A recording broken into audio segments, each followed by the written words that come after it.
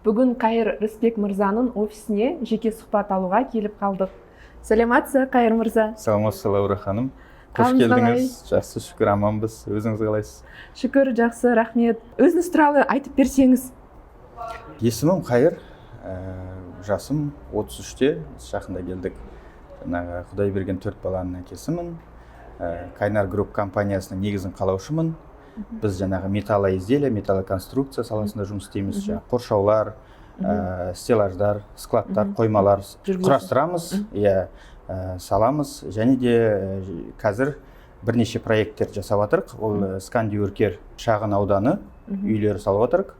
Және де мына жерде жаңа көрсетілген, қазір түсіріп өтеміз, қоймалар құрылысын жасадық. Және де осы салада жұмыс істеп жатырық. Подряд, субподряд құрылыс. Қайыр мырза, мен білуімше, сіз бір емес бірнеше кәсіп түрлерін жүргізесіз. Сол кәсіп түрлері туралы айтып кетсеңіз, қандай кәсіп түрлері, мысалы жаңа айтып жатсыз ғой, құрылыс саласында, содан кейін жаңағы балаларға арналған бір өзіңіздің жеке кәсібіңіз бар екен, сол кәсіп түрлерін ашып айтып кетсеңіз. Егер былай анықтап өтетін болсақ, ең бастамамыз ол Кайнар Групп, әрине, ол группа компания. Он 2016 жылдан бері жұмыс істеп келе жатырмыз. Осы биыл алла жазса 10 жыл болады екен. Жаңағы қоршау саласы, 3D ограждение дейді ғой, және де складтарды стеллажбен қамтамасыз ету, промышленные ворота, секционные деп атады, қақпаларды орнатамыз. Осы саладан бастап жасап келе жатырмыз. Астанада өте танымал, бізді жаңағы керек ортада құрылыс саласында біледі. Көптеген жаңағы жасаған проекттеріміз бар, көптеген мадақтама қағаздарымыз бар, отзыв дейді, благодарность. Содан кейін жаңағы екінші саламыз, ол Қайсар Construction, құрылыс саласы непосредственно. Жаңағы қоймалар, складтар, металлоконструкция, ғимараттар саламыз. Именно жаңағы промышленный металдан. Сосын Скандиөркер проектісі, ол жеке үйлер, бір этажды үйлер, скандинавский стильді, өте ерекше, өзіме қатты ұнайды. Қазір сол направлениен жаңағы құрылысын бастадық, жүріп жатыр. Енді және де бір кішкентай шағын ол сала айтады ғой, балаларға арналған ойын, кішкентай шағын орталығы, антикафе, ол больше как актив ретінде, как пассивный доход дейді ғой, сіз енді қаржыгер болғаннан кейін түсінесіз. Сол бойынша енді мен оны особо қатты рекламировать етпеймін, бірақ та сондай бар. Енді жаңағы скандинавстық стильдегі үйлер дейсіздер. Неге скандинавты стильде, оны қалай ол идея келді сізге? Ол үйлердің ерекшеліктері қандай? Кішкене қысқаша соны айтып кетсеңіз. Өзіңіз байқасаңыз, қазір бізде көбі үй салса кәдімгі төрт бұрышты қорап ретінде салады, төбесін жаба салады, фасадына мән бермейді.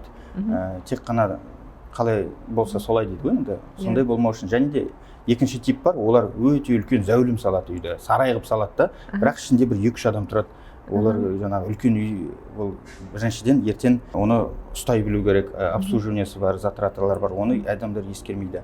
Скандинавский стиль өзім ұнағаны, мен өзім Россияда, Мәскеуде Open Village деген көрме бар, жер үйлерге арналған. Онда көптеген қазіргі тренд, современный решениялар дейді ғой, жаңағы қазір не қолданып жатыр Европада, Ресейде, бізге көбінесе енді мойындау керек, сол жақтан келеді трендтер, мода.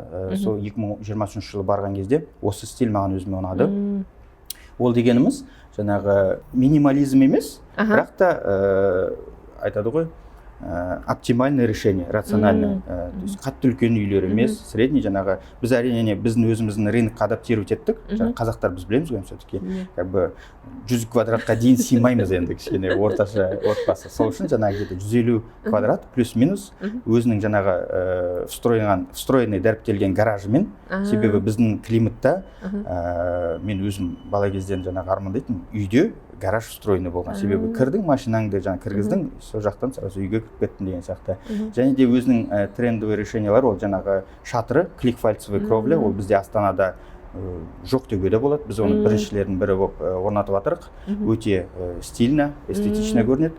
Және де енді панорамный окна, онымен жаңа көпті қазір таңғалдыра алмаймыз, но сосын биік шатырлар бізде, төбелер, жаңағы мансардный окна жасалған, мансардный терезелер. сондай жаңағы трендовый решениялар жасап, фасады ағашпен көрнектелген соң скандинавский стиль болып солай саналады. Енді қазіргі кезде ол құрылысты бастап кеттіңіздер ғой? Иә, ол құрылыс қазір жүріп жатыр. Бізде жалпы 1,5 гектар жерде 18 үй болады. Сол 18 үйдің былтыр күзде ғана бастадық, қыркүйек айында. Қазір 6 үй салынып бітті деуге болады, және де тағы да 6 үйді салып бастап жатырық. Ол проект жаңағы жеке өзім бастамам, өзіміздің қаражатымызға. Неге құрылыс десеңіз, құрылыс ол драйвер экономики. Жаңағы тапқан қаржыны әркім әртүрлі пайдаланады. Біз тапқан қаржыны қайтып осы экономикаға салып жатырық. Себебі үй салған соң біз материал аламыз, бетон аламыз, газоблогы бар. Олар заводтарға төленеді, заводтар одан салық төлейді. Осы Қазақстанда қалады. Қызметкерлер ұстайсыздар, жалақы. Және де құрылысшыларды біз жалдаймыз. Ол құрылысшылар одан жалақысын алады. Әрине өзінің отбасыларын сонымен қамтамасыз етеді. Сол үшін мемлекетке салық төлейсіздер. Ол енді әрине онсыз болмайды ғой. Сол үшін біз өзіме осы ұнайды. Және де құрылыс деген мысалы жоқ жерден бір уақыт өткеннен кейін зәулім бір үй тұрса, болмаса бір ғимарат тұрса, сен соның жаңағы кейін бітірген кезде несін көресің да? Нәтижесін көргеннен кейін өзіңе де қуанышты болатын. Керемет. Жалпы солай. Негізі осы скандинавтық стильде Қазақстанда үйлер салынып жатыр ма, или сіздер біріншісіздер ма? Негізі бар ғой, әрине. Алматыда, көбінесе Қазақстанда салынады. Бірақ көбі барнхаустар салады. Барнхаус деген ол бұрын жаңағы соғыс кезінде болады ғой, промышленный зданиялар босап қалған, халыққа үй жетпеген кезде соларды жаңағы үй қылып, соларды неткен еді, жасап, адаптировать етті. Содан келген тренд қой. Бірақ оны көбі түсіне бермейді. Барнхаус өзі енді әр кезде бір модно болып шығады да, содан кейін жоқ болып кетеді. Бірақ біз түсіну керекпіз да, ертең ол үйлерде адамдар жылдап бойы тұрғысы келеді, өзінің бала шағасына қалдырып кеткісі келеді. Содан кейін ол тренд кетіп қалады, мода кетіп қалады. Бірақ енді ол және де біздің климатқа біз адаптировать еттік. Барнхаустар в основном жаңағы металдан, болмаса каркасный технологиямен жасалады, ағаштан, тип панельдерден. Бірақ біздің климатқа ол болмайды. Біз жаңағы сол стильді алып кеп, бірақ та материалдар именно біздің климатқа сәйкес келетін жаңағы автоклавный газоблок, фундаменттарымыз свайдан жасалған қылып, шатырымыз бәрі жылы болатындай адаптировать еттік. То есть жаңағы именно Ресейде не болмаса жаңағы Европада жасалатын, тура Америкада жасалатынды бізге алып келіп қоюға болмайды. Себебі біздің өзіміздің ерекше климатымыз бар. Ерекше жаңағы енді қыста -30, жазда плюс 40. Алла тағаланың берген 4 мезгілінде көреміз ғой. 4 мезгілінде көреміз, сондықтан соған адаптировать ету керек біз. Керемет. Қайыр мырза, енді андай жастық шақты еске алайық. Мектеп бітіргеннен кейін еңбек жолыңыз қалай басталды? Кәсіпке қалай келдіңіз? Мектеп бітіргеннен кейін біз мектеп жасында да жұмыс істедік. Шыны керек, ауылда жаңағы қой қырыққан кезіміз болды. Сөйтіп ақша табатынбыз жаңағы 1 сентябрьға дейін киім алу үшін, болмаса қыдырып қайтуға деген сияқты бозбала кездерімізде де еңбек жасадық. Енді ауылда өскен соң бәріміз қара жұмыста істеп кеттік. Ал негізі былай енді еңбек өтіліне келетін болсақ, мен жаңағы колледжді бітіргеннен кейін қарулы күштерде, армияда бір жыл служить еттім. Содан кейін МВД саласында жаңағы бухгалтерия маманы ретінде бастадым. Сол кезде бірақ официальный жаңағы должность дейді ғой, менде переплетчик болған. Архивта документ тігіп, сол кезде мен жаңа главный бухгалтер Сауля Шимова деген айтатын, чтобы стать хорошим бухгалтером, ты должен начать с переплета, то есть документтермен танысып, накладной не екен, жаңа счет на оплату не екен, счет фактура сөйтіп, өзім негізі қаржыгер маманы болған соң, содан бастадық. Сізбен коллегамыз. Коллега екенбіз, иә, керемет. Содан кейін кәсіпке қалай келдіңіз? Жаңа бухгалтер, главный бухгалтерға дейін дослужился. Содан кейін жаңағы жеке компанияға орналастым. Ол кезде біз қауіпсіздік системалары дейді ғой, система безопасности орнататын едік. Жаңағы границаларда военный секторлармен жұмыс жасайтынбыз. Және де 2015 жылы, ол кезде жасым 23-те, былай шештім да, енді қазір бастап көру керек өз ісімді. Қазір жас кезде бастамасам, ертең жаңағы 30-дан асқан соң кеш болып қалуы мүмкін. Және де зона комфортаға адам үйреніп алғаннан кейін уже рисковать еткісі келмейді ғой. Ол кезде жаңағы жас бала, отбасым әлі жоқ. Сол кезде бастап, енді Құдайға шүкір, қазір осы кәсібімізді осы қайнар группты бастап кеттіңіз, иә? Бұл идея жаңағы мектептерге мен түсінгені бойынша ограждение қою қалай келді өзіңізге? жоқ, ол жалпы негізі құрылыс материалы болып саналады ғой. Бұны тек қана мектеп емес, жаңағы базалар, неше түрлі кәсіпорындар, жаңағы тұрғын үйлер, әртүрлі ол универсальный болып келеді. Әртүрлі жаңағы жерлерге қойылады. Содан жаңағы бізге жаңағы талап келсе, сұраныс келсе, біз орнатып береміз. Біз кейде біздің заказчиктар айтады, вы ограждаете нас от всего плохого дейді. Сөйтіп керемет. Қызық айтамыз да, біз қоршаймыз деп. Сіздерді қоршаймыз, жамандықтан қоршап тастаймыз дейміз да. Сөйтіп кейбіреулер айтады, сіздер қоршау бойынша мастер спорт екенсіздер дейді. Сөйтіп қызықта жаңағы жағдайлар болып тұрады бізде. Керемет екен. Енді сіз өзіңіз мамандығыңыз қаржылық мамандығы екен, қаржы маманысыз. Қалай ойлайсыз, сізге осы жаңа білімдеріңіз осы жетістіктерге жетуге көмектесті ма? Әрине. Бірінші жаңағы екеуміз сөйлесіп отқан кезде де айттым ғой, қызық жаңағы анализ бар екен. Ресейде, Қазақстанда білмеймін, солай да шығар, көптеген ірі құрылыс компанияларының басшылары, олар құрылысшы емес. Олар біріншіден жаңағы финансист, болмаса экономист, болмаса жаңағы кәсіпкер. Қазір құрылыс деген тоже бизнес. Әрбір айтып отқан. Сен оның жаңағы фин моделін білмесең, сен оның жаңағы маржасын түсінбесең, сен жетістікке жету қиын, әрине құлдырымға шығып кетуі мүмкін, банкрот болып кетуі мүмкін. Сондықтан да әрине менде жаңа финансовый анализ жақсы дамыған енді, маржаны көріп отырасың, оның себестоимостьін санау білемін. Сондықтан жаңағы осы өте жақсы көмектесті деп ойлаймын. Сіз жаңағы дәріптеп жүрген қаржылай сауаттылық өте маңызды. Ол әрине жаңа кішкентай баладан бастап жаңағы үлкен кісілер жаңағы білу керек оны. Себебі онсыз қазіргі капитализм заманында никак. Енді Қайыр мырза, мен сіздің жеке Инстаграм парақшаңызды, жұмыс парақшаларыңызды барлығын қарап шықтым. Рахмет. Лайктар қойып, ұнағаны сіздер жазыңыздар ғой, адамдар акуладан қашса, қазақтар акуланы қуа жүр деп акула ұстағаныңыз бар Мальдив аралдарында. Керемет. Енді менің бір көзіме түскен нәрсе, сіз өзіңіздің бір Ақтаудағы оқиғаңызды жазыпсыз. Ол кезде сіз жас болдыңыз ба, енді бастадыңыз ба кәсіпті? Сол жерде мен таңғалғаным, сіздің жаңағы қойған мақсатқа жетуде барып, ұшып барып, ол сізге қымбат болса да, сол оқиғаны өзіңіз айтып беріңізші. Рахмет. Бәрін қарап, жаңақты зерттеген екенсіз. Ол менің жаңағы бастапқыдағы ең үлкен проекттердің бірі болатын. Құрық жаңағы Құрық порты Маңғыстау облысында салынып жатқан еді. Және де мен соған кіргім келді. Себебі жас кезде өте өзіңді көрсеткім келеді. Үлкен жаңа белестерді бағындырғым келеді. Сосын осында Найза концерн деген үлкен корпорация, құрылыс саласы болатын компаниясы. Соларға біз бардық, предложениемен солар салып жатқанын білдік. Бірақ та бізді жақындатқысы да келмеді. Өйткені сендер кімсіңдер? Аттарыңды білмейміз, сені де білмейміз. Жассыңдар деп. Құрылыс саласында енді көбінесе өзін көрсете білгендерге сен тапсырғысы келеді. Себебі ол жаңағы ответственность, жауапкершілік, сроктар жаңағы уақытында бәрін дұрыс жасау керек. Кейбіреулер болады, әрине компаниялар неше түрлі кредитті жасамай кетеді. Ол деген сосын заказчикқа, тем более ол ответственный мемлекеттік дәрежедегі проект болатын. Үлкен проект қой сонда. Үлкен проект, әрине ол 2016-дан 2018-ге дейін 2 жыл бойы біз онда қатыстық. Өте жақсы жұмысымызды уақытында атқарып кеттік.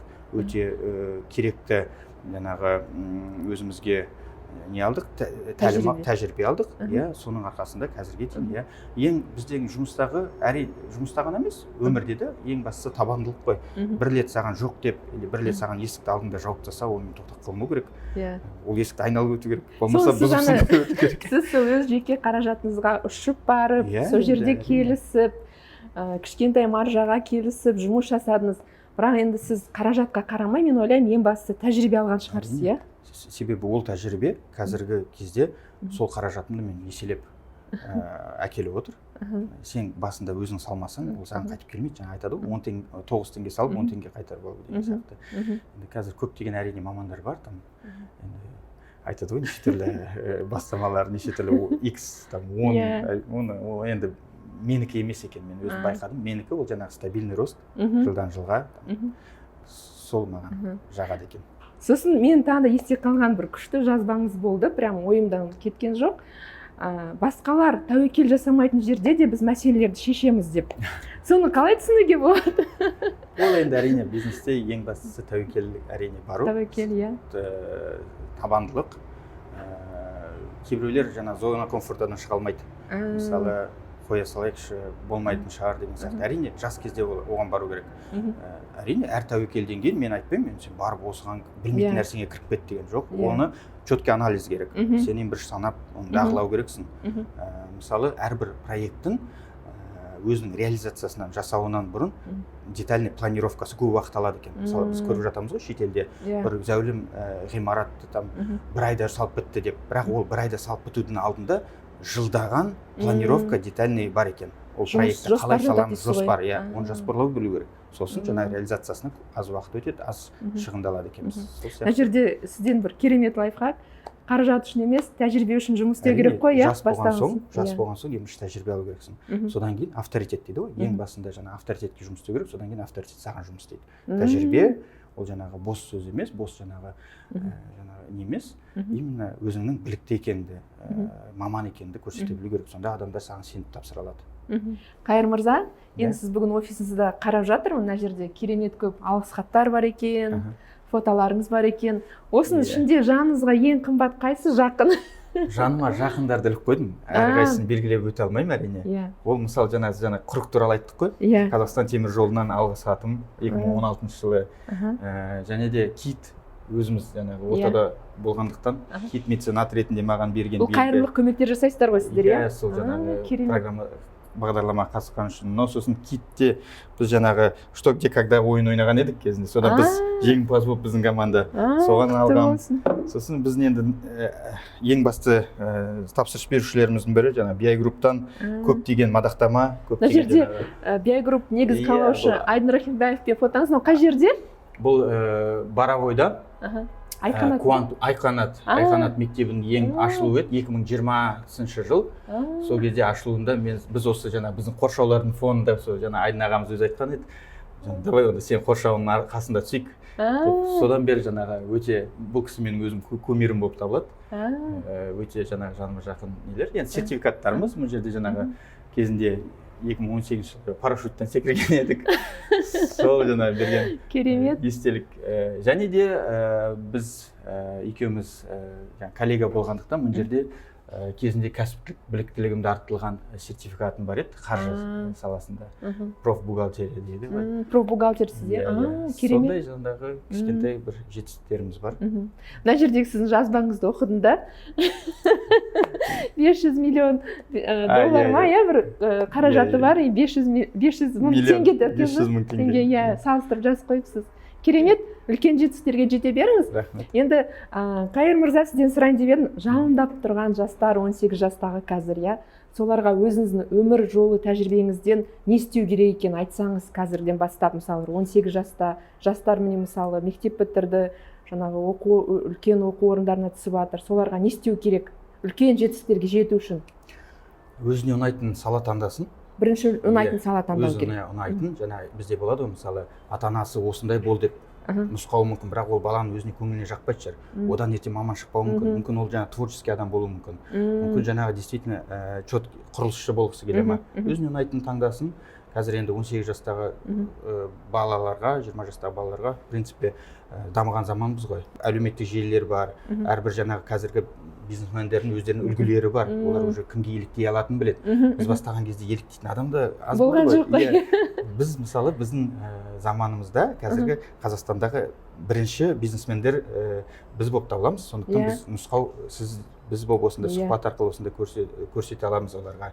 Маман таңдасын, сол маманын оқып, үйреніп, биігіне шыңдай берсін деп сол ғана айтарым. Сол маманның жаңағы маманы болу керек қой, профессионал, иә? Жаңа өзімнің немме қарасақ, тек қана сол табандылық, жаңа жұмыс еңбек арқылы келген екен. Осының бәрі басқа айтарым жоқ енді. Сүйікті іс, еңбек, содан кейін өз ісіңіздің маманы болыңыздар. Әрине. Маман әрқашан сұраныста. Жақсы маман әрқашан сұраныста болады. Енді сіз, Қайыр мырза, 5 жылға қандай жоспар бар? Мысалы, біз 5 жылдан кейін келіп ала жаса сұхбат алсақ, сонда сізден сұрайық, осыған жеттіңіз ба жоқ па деп, қандай сізде 5 жылдыққа жоспар? Өте қызық сұрақ екен. Біз негізі ондай ұзақ план құрмадық әлі, бірақ құру керек екен. Менің негізі арманым бар, ол жаңағы өте үлкен бір зәулім тұрғын үй салсам ба, болмаса бір жаңағы завод салсам ба деген, соған дейін жетсек, әрине мен арманыма жеттім деп ойлаймын. Әрине одан кейін басқа да мақсаттар қоя бастармыз. жақсы. Енді жетістіктерге жете беріңіз. Алла тағала жар болып, жеңілдігін беріп, келесі 5 жылдықта келген кезде бір үлкен зәулім немесе бір үлкен заводтың тұсында түсіруге Алла тағала нәсіп етсін енді. Рахмет, оның бәрі неден келді ол себебі мысалы жаңағы Астанада ботаникалық саябақ бар ғой. Сол жерде біз жаңағы спорт площадка қоршаған едік. Соны бір өте берген кезде, баламмен серуендеп қызыммен өтіп бара жатқан кезде осыны біз салған едік деп бір айтып қалғам. Соны өткен сайын ол каждый раз айтады да, осы саябақты менің папам салды. Қайдан білсін іште кішкентай бөлінгенін салған. Сол сияқты ертең мысалы өзің балаң сенімен жаңағы тамсанып отырса, осыны менің әкем істеді, осыны менің жаңағы анам істеді десе, сол үшін содан асқан бақыт жоқ деп ойлаймыз. Жақсы, үлкен рахмет жеке сұхбатыңызға. Бүгін ашық, барлығын түсінікті, мен ойлаймын барлығына бүгінгі сұхбаттан көп пайдалы нәрсе алынады деп. Енді біз дәстүрдегідей, Абайдың қара сөздері, біз осы енді қара сөздерді оқитын жасқа келіп қалдық. Рахмет. Орыс тілінде, қазақ тілінде осыны оқып, жастарға жол көрсетіп жүріңіз, өзіңіздің жаңағы ісіңізбен, кәсібіңізбен. Кәсібіңіз ары қаратай дами берсін, үлкен жетістіктерден көрейік, деніңіз сау болсын. Сізді көргеніме қуаныштымын. Үлкен рахмет. Сізге де рахмет. Мен енді сіздерді құр қол жібермей, менде де жаңағы сізге бір кітап сыйлайын. Мен жаңа партнерларым берген еді. Енді «От хорошего к великому» дейді, өте жақсы кітап. Сіз оқыдыңыз ба, оқымадыңыз ба? Жоқ, оқыған жоқ бұл кітапты. Болмасаңыз оқып көріңіз. Менде де жаңа басқа варианты бар, оны оқығам. Өте жақсы кітап. Сол үшін рахмет үлкен. «От хорошего к великому» дейді. Жаңағы процесстер жетілдіру, жақсыны қалай ұлғайтуға болады, одан да жақсы болуға болады. Бізде жаңағы көбінесе нені үлгермей атамыз, неміз болмай атыр, соны дамытамыз деп ойлаймыз ғой. На самом деле, не сенде жақсы жасай аласың, соны сен одан да жақсы жасауға, соны дамыту керек екенбіз. Біздің жаңағы күннен күнге жақсы болу керек қой. Иә, сол айтып отырсыз. Рахмет.